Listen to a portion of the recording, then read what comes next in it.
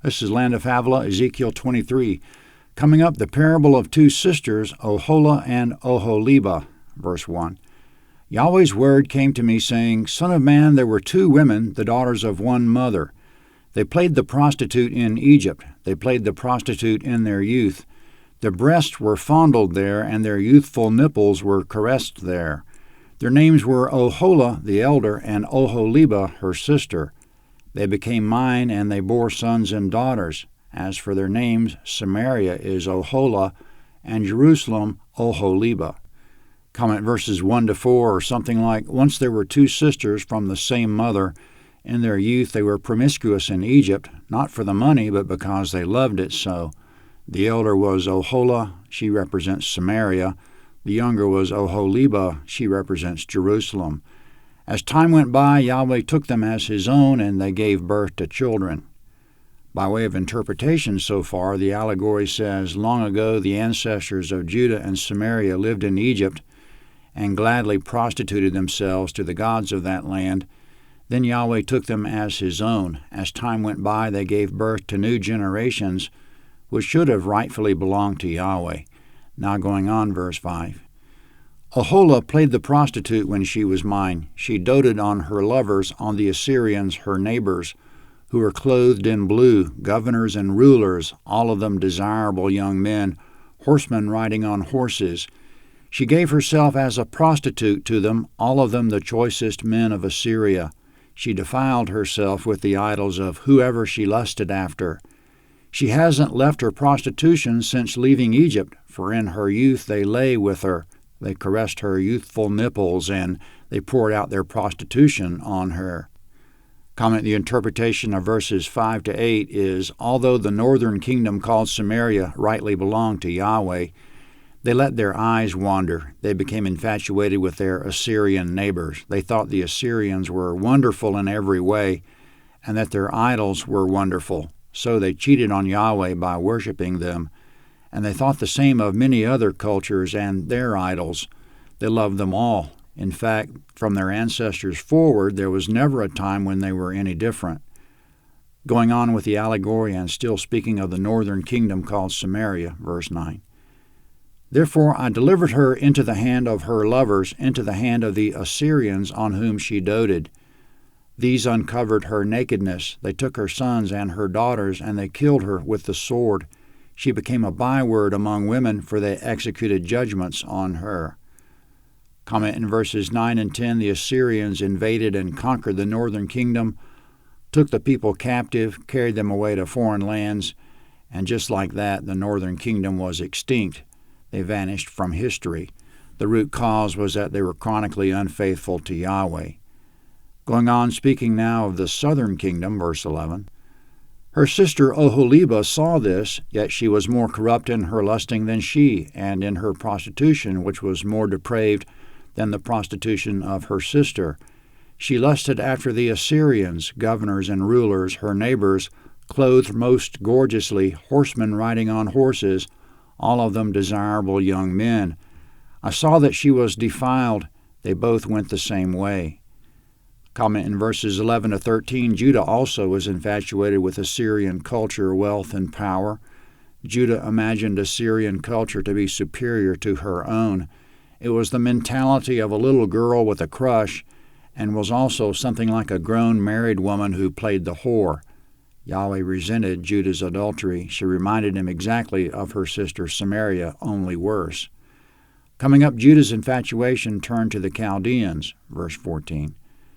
She increased her prostitution, for she saw men portrayed on the wall, the images of the Chaldeans portrayed with red, dressed with belts on their waists, with flowing turbans on their heads, all of them looking like princes after the likeness of the Babylonians in Chaldea, the land of their birth. As soon as she saw them, she lusted after them and sent messengers to them into Chaldea. The Babylonians came to her into the bed of love, and they defiled her with their prostitution. She was polluted with them, and her soul was alienated from them. Comment in verses 14 to 16, the Judeans saw a mural depicting Chaldeans all dashing and handsome. The Chaldeans were the nation that gave rise to the Babylonian kingdom. Maybe there was an actual mural in Jerusalem depicting Chaldeans, and maybe not. Regardless, the point is that the Judeans became infatuated with them, 2 Kings 20, 12-19. In verse 17, Judah loved Chaldean/Babylonian culture, but her soul was alienated from them, which means that when Babylonian King Nebuchadnezzar conquered Judah in 605 BC, suddenly Judah resented the Chaldeans, verse 18. So she uncovered her prostitution and uncovered her nakedness. Then my soul was alienated from her, just like my soul was alienated from her sister. Comment in verse 18, Judah uncovered her prostitution and nakedness, which means she proved herself to be fickle and unfaithful to Yahweh. Then Yahweh's soul was alienated from her, which means he had had enough of her, just like he had had enough with her sister Samaria. Verse 19. Yet she multiplied her prostitution, remembering the days of her youth, in which she had played the prostitute in the land of Egypt. She lusted after their lovers, whose flesh is as the flesh of donkeys, and whose issue is like the issue of horses. Thus you called to memory the lewdness of your youth, and the caressing of your nipples by the Egyptians because of your youthful breasts. Comment in verses 19-20, in Judah's history, her affections wandered from Egypt to Assyria to Babylonia. In verses 20 and 21, she's as lewd as a woman who longs for every part of her body to be probed by all her lovers. In verse 20, she loves great flesh and emissions thereof. No wonder Yahweh is alienated from her. Now still speaking to Judah and remembering that now she's alienated from Assyria, Babylonia, and Yahweh too, verse 22. Therefore, Oholibah, thus says the Lord Yahweh, behold, I'll raise up your lovers against you, from whom your soul is alienated, and I'll bring them against you on every side, the Babylonians and all the Chaldeans, Pekod, Shoah, Koah, and all the Assyrians with them, all of them desirable young men, governors and rulers, princes and men of renown, all of them riding on horses. Comment, all the nations mentioned in verse 23 are the Babylonian coalition, which is about to set siege and lay waste to Jerusalem. All of them were once her lovers. Verse 24. They'll come against you with weapons, chariots, and wagons, and with a company of peoples. They'll set themselves against you with buckler, shield, and helmet all around. I will commit the judgment to them, and they will judge you according to their judgments. I'll set my jealousy against you, and they will deal with you in fury. They'll take away your nose and your ears. Your remnant will fall by the sword. They'll take your sons and your daughters, and the rest of you will be devoured by the fire. They will also strip you of your clothes and take away your beautiful jewels. Comment in verses 24-26, the attacking Babylonian coalition will devastate Judah. Yahweh has committed his judgment to them, meaning he's assigned the coalition to execute his own judgment on Judah. The invaders will literally and figuratively strip the Judeans of their clothes, take away their jewels, take their sons and daughters, devour them with fire, and so forth. Verse 27. Thus I will make your lewdness to cease from you and remove your prostitution from the land of Egypt, so that you will not lift up your eyes to them, nor remember Egypt any more. Comment in verse 27, the action that Yahweh is about to take will cure Judah of her idolatries. In fulfillment, ever since the Babylonian experience, the Jews have been cured of idolatry and of infatuation of other cultures. Quote, I'll make your lewdness cease from you, end quote. Going on about the coming invasion and judgment, verse 28. For thus says the Lord Yahweh, behold, I will deliver you into the hand of them whom you hate, into the hand of them from whom your soul is alienated. They will deal with you in hatred and will take away all your labor and will leave you naked and bare. The nakedness of your prostitution will be uncovered, both your lewdness and your prostitution. Comment in verse 29, the invading Babylonian coalition will take away Judah's labor, which means take away everything Judah has worked for, which is all their possessions. Verse 30. These things will be done to you because you've played the prostitute after the nations, and because you're polluted with their idols. You've walked in the way of your sister, therefore I'll give her cup into your hand. Comment, the cup is the cup of suffering. Yahweh will make Judah suffer like Samaria suffered. Verse 32. Thus says the Lord Yahweh, you will drink of your sister's cup, which is deep and large. You'll be ridiculed and held in derision. It contains much. You'll be filled with drunkenness and sorrow, with the cup of astonishment and desolation, with the cup of your sister Samaria. You'll even drink it and drain it out. You'll gnaw the broken pieces of it and will tear your breasts, for I have spoken it, says the Lord Yahweh. Therefore, thus says the Lord Yahweh, because you've forgotten me and cast me behind your back, therefore you also bear your lewdness and your prostitution. Comment in verse 35, Judah will bear her lewdness and prostitution, which means she'll bear the consequences of it. In verses 32 to 34, there'll be a lot of suffering in that cup, enough to drive Judah crazy. She'll gnaw the broken pieces of the cup and tear her breasts like she's insane. Coming up is Ezekiel willing to declare all this? Verse 36. Yahweh said moreover to me, Son of man, will you judge Oholah and Oholibah? Then declare to them their abominations. For they've committed adultery, and blood is in their hands. They've committed adultery with their idols. They've also caused the sons whom they bore to me to pass through the fire to them to be devoured. Moreover, this they have done to me, they've defiled my sanctuary in the same day, and have profaned my Sabbaths. Comment, Judah has defiled Yahweh's sanctuary in the same day, which means during the same period Judah was worshiping idols, she was also defiling Yahweh's temple, Ezekiel chapter 8. In verse 37, Judah's children belong to Yahweh, but they sacrifice his children to their idols. Verse 39. For when they had slain their children to their idols, then they came the same day into my sanctuary to profane it, and behold, they have done this in the middle of my house. Comment, in the same day they sacrificed their children, they came to Yahweh's temple. They might have even sacrificed children at the temple, quote, they've done this in the middle of my house, end quote.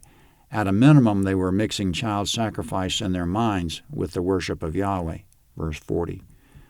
Furthermore, you sisters have sent for men who come from far away, to whom a messenger was sent, and behold, they came, for whom you washed yourself, painted your eyes, decorated yourself with ornaments, and sat on a stately bed with a table prepared before it, whereupon you set my incense and my oil.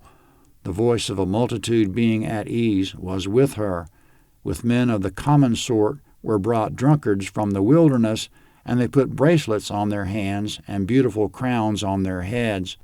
Then I said of her who was old in adulteries, now they'll play the prostitute with her, and she with them. They went into her as they go into a prostitute, so they went into Oholah and Oholibah, the lewd women. Comment in verses 40 and 41, the two sisters send from men, send messengers out to gather men from far and wide.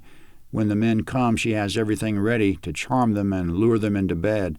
The sisters burn incense in the bedroom and have rubbing oil ready, which reminds Yahweh of the incense Judah should be burning at the holy altar of incense, and the holy oil they should be using to anoint and dedicate the holy objects, Exodus 25:6. In verse 42, oh, the noise of the men when they're visiting the sisters in their bedrooms, multitudes of men. And she's not choosy, her men are as common as they come. The sisters are of the lowest type, but amazingly they put on bracelets and crowns like they're some kind of royalty. This is Judah and Samaria and their enthusiasm for every idol and every culture. Anything foreign will do, and any god will do. Judah and Samaria have completely debased themselves and have aged out in their infidelity to Yahweh. Verse 45. Righteous men will judge them with the judgment of adulteresses and with the judgment of women who shed blood, because they are adulteresses, and blood is in their hands. Comment, righteous men will judge Judah and Samaria. They'll render to them the same judgment that's due to adulteresses and murderers, because they are adulteresses in that they've worshipped foreign gods, and they are murderers in that they've murdered their children. Now, speaking of the foreign coalition that's about to attack, verse 46. For thus says the Lord Yahweh, I'll bring up a mob against them, and will give them to be tossed back and forth and robbed. The company will stone them with stones and dispatch them with their swords. They'll kill their sons and their daughters and burn up their houses with fire. Thus I'll cause lewdness to cease out of the land, that all women may be taught not to be lewd like you. They'll recompense your lewdness on you, and you'll bear the sins of your idols. Then you'll know that I am the Lord Yahweh.